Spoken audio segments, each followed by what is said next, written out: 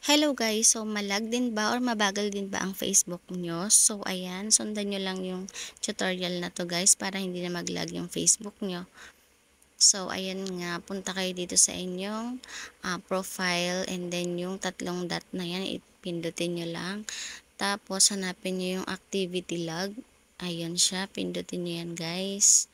And then ito ang lalabas dyan, dito, um, i-ano nyo lang, slide nyo lang siya ng pa left side, slide nyo lang siya, tapos hanapin nyo guys yung inyong videos watch. So ayan, yung videos watch, click nyo yon.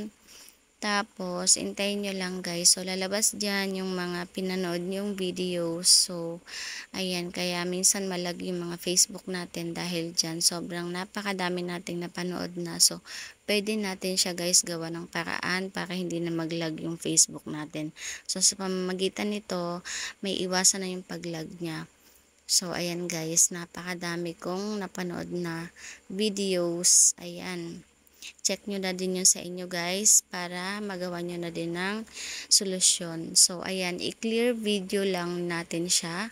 Nakikita nyo yan, yung clear video watch history. So, ayan guys, i-click lang natin siya and then, pag na-click nyo siya, i-clear nyo lang siya. Tapos, syempre guys, napakadami nating pinanood dyan and then, intayin lang natin dahil, kumbaga, i-delete pa siya ni Facebook. So, ayan guys, intayin nyo lang, i-refresh nyo lang siya.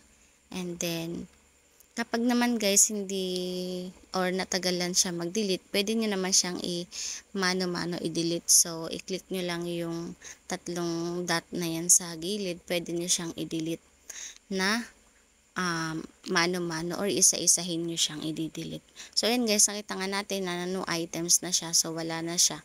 So, ayan. So, ibig sabihin, deleted na yung ating mga videos na pinanood. So, yun lang guys for today's video. Sana ay may natutunan kayo ngayon.